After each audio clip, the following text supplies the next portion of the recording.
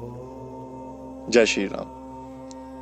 हिंदू देवी या देवताओं को 33 कोटि यानी कि प्रकार में रखा गया है और कुछ कहते हैं कि ये सही नहीं है। दरअसल वेदों में 33 कोटि देवताओं का जिक्र जो है वो किया हुआ है। अब जो धर्म गुरु हैं या बौद्धिक वर्ग के हैं, वो इस कोटि शब्द के दो प्रकार से अर्थ निकालते हैं।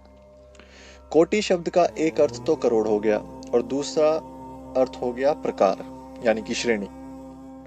अब अगर हम तार्किक दृष्टि से अगर इसको देखें तो कोटि का दूसरा अर्थ इस विषय में अधिक सत्य प्रतीत होता है, यानी कि जो श्रेणी है वो अधिक सत्य महसूस होता है।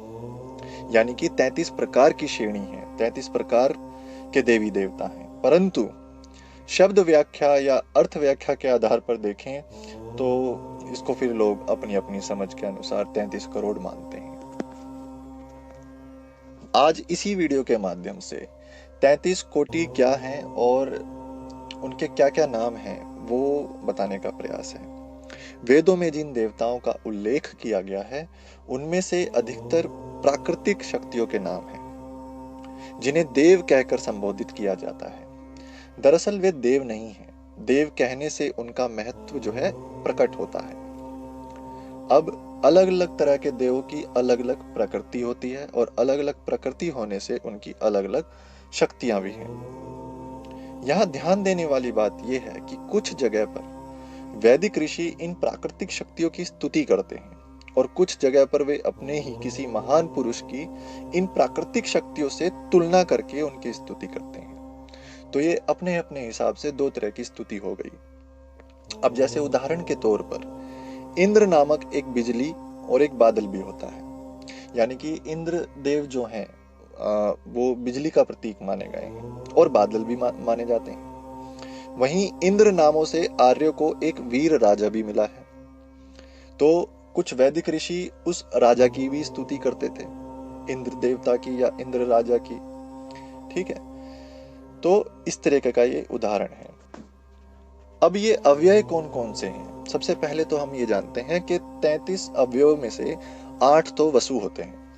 वसु का मतलब होता है बसाने वाला, यानी कि आत्मा का जहां पर वास हो।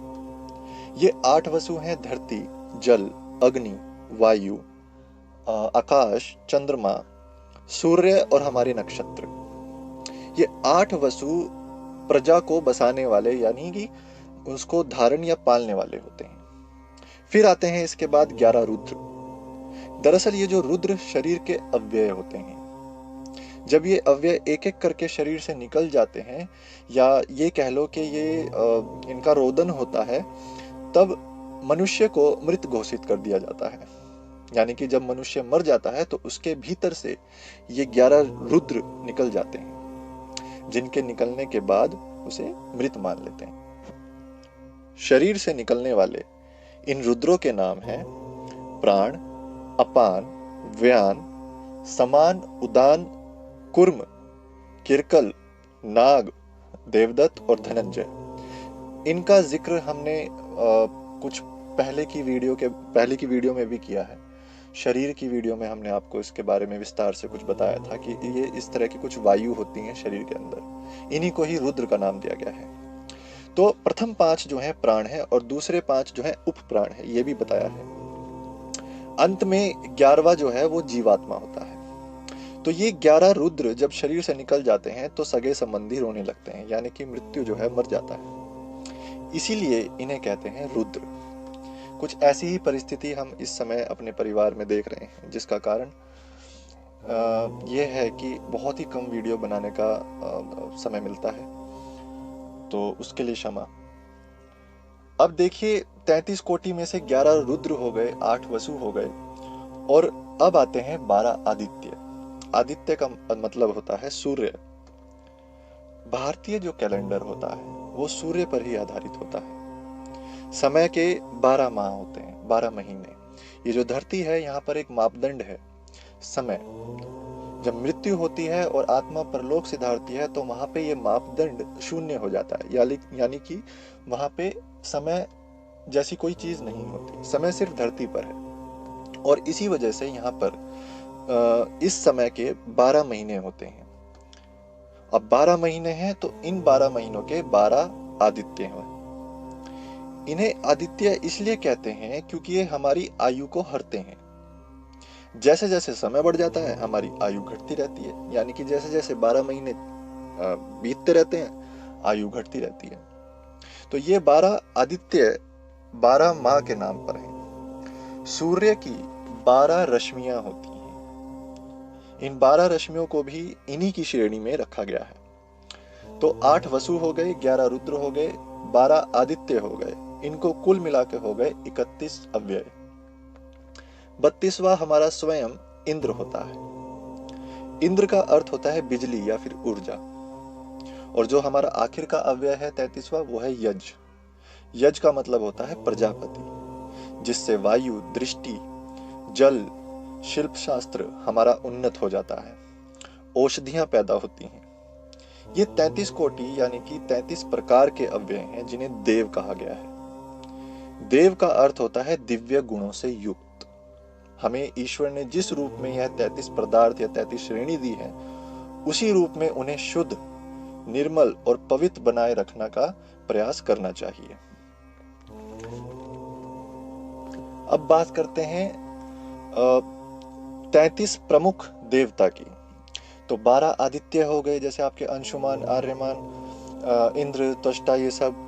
फिर 8 वसु जिनके नाम आपको बता दिए, 11 रुद्र आपको नाम बता दिए। वैसे इनके और अच्छे से अगर आपको नाम जानने हैं तो आपको गूगल पे मिल जाएगा। ये शंभु, पिनाकी, गिरीश वगैरह, ये 11 रुद्र हो गए।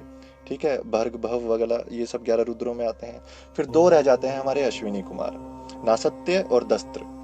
तो कुछ विद्वान इंद्र और प्रजापति, जो हमने अभी बखान किया अभी कुछ देर पहले, उन्हीं को ही इन्होंने नाम दे दिया है, अश्विनी कुमारों। ठीक है, तो कुल हो गए हमारे 33 कोटि। इसके अलावा 49 मरुतगण भी हैं। 33 कोटि के अलावा 49 मरुतगण भी होते हैं। मरुतगण देवता नहीं होते, लेकिन वे देवताओं के सैनिक आप कह सकते हैं, वो होते हैं। वेदों में इन्हें रुद्र और वृष्णि का पुत्र कहा गया है। तो पुराणों में कश्यप और दिति का पुत्र भी इनको माना जाता है। मरुतों का क्या होता है? मरुतों का एक संघ है जिसमें कुल 180 के आसपास या उससे अधिक मरुतगण सदस्य हैं, लेकिन उनमें से 49 प्रमुख हैं जिसके बारे में हम अभी बता रहे हैं। उनमें भी क्या होता है कि 7 सैन्य प्रमुख हैं। मरुत देवों के सैनिक हैं और इन सभी के गणवेश जो हैं वो समान होते हैं। वेदों में मरुतगण का स्थान अंतरिक्ष लिखा हुआ है। तो इसी वजह से कुछ ऐसी चीजें हैं वेद और पुराणों में, जब आप इनको पढ़ते हैं तो समझ में नहीं आती कि इसका अर्थ क्या है। इसका अर्थ जो है आपको कोई संत या साधु बता सकता है। तो जैसे कि हम कुछ संगति में हैं साधु वगैरह की, तो इसलिए हम इनका अर्थ जानते हैं। आप जब आएंगे, वेदों का मतलब कुछ जो शब्द आपको टकराते हैं, जो समझ में नहीं आते, आप किसी साधु या संत से पूछेंगे तो आपको इसका ज्ञान होगा। ठीक है, तो बहुत सारी जगह पे मरुतगण का स्थान जो है वो अंतरिक्ष लिखा गया है। अब उनके घोड़े का नाम जो है प्रशित बतलाया गया था वेदों में, और उन्हें जो है इंद्र का दोस्त यानी कि सखा भी माना गया है। ऋग्वेद में अगर आप देखें तो वायुकोण का दिक्पाल माना गया है वायु को। ठीक है, तो अस्त्र शस्त्र से लैस मरुतों के पास विमान भी होते थे। आपने पुरानी कथाओं में सुना होगा कि वो फलाना देवता विमानों से गया, तो वो मरुतगण होते थे। असल में वो विमानों के वो सैनिक होते थे, वो उनका संचालन करते थे। ठीक है, जैसे कि इंद्र किसी विमान पर आ रहे हैं तो जो चला रहा है वो मरुतगण हो गया। ठीक, तो इस तरीके से वो अब जो 7 प्रमुख मरुतगण हैं, वो जो मरुत हैं उनके नाम कौन कौन से हैं? वो प्रवाह, संभा, उद्वा, ये सब हैं इनके नाम। तो ये वायु के भी नाम होते हैं, पर खास जो 7 मरुत हैं ये उनके नाम हैं। अब इसमें भी बहुत सारी चीजें हैं, बहुत सारी गणनाएं हैं। अब जैसे जैसे लोक बढ़ते रहेंगे, क्योंकि बहुत सारे लोक है, जैसे भूलोक है, फिर ब्रह्मलोक है, विष्णु लोक है, ऐसे पता नहीं ना जाने कितने ही लोक है। और विष्णु भी एक नहीं है, महाविष्णु है, फिर और अलग शिव के भी सदाशिव हैं, फिर शिव के भी बहुत सारे रूप आते हैं, लक्ष्मी के अनेक रूप हैं जो अलग अलग विष्णुओं के साथ वास करती हैं अलग अलग लोकों में। तो इस तरह के ना जाने कितने ही लोक हैं, ना जाने कितने ही विष्णु हैं, ना जाने कितने ही शिव हैं। इनका अंत नहीं है, ये अनंतहीन है, ये अनंत है। इनका ना आदि है ना अंत। तो जितना जानोगे उतना कंफ्यूज हो जाते हैं। सिर्फ इतना हम जानने का बताने का प्रयास कर रहे हैं, इतना जानने का प्रयास कर रहे हैं कि असल में 33 करोड़ देवी देवता नहीं होते, 33 प्रकार के देवी देवता होते हैं। ठीक है, 12 साध्य देव हैं। अगर इसमें हम विस्तार से और आपको बताएं तो अनुमंता, प्राण, नर, यान, चित्ती, ये सब ऐसे करके 12 साध्य देव हैं। 64 अभास्वर हैं। ठीक है, यामदेव आ जाते हैं, फिर तुषित आ जाते हैं, 30 तरह के तुषित हैं। तो ये तुषित का क्या होता है, ये एक ऐसा समूह होता है जिन्होंने अलग अलग मनवंतरों में जन्म लिया हो। ठीक है, तो बहुत सारी चीजें, बहुत सारी। प्रजापति, बहुत से लोगों को प्रजापति नहीं पता कि प्रजापति कौन होते हैं। ठीक है, तो ये 33 कोटि का सच था।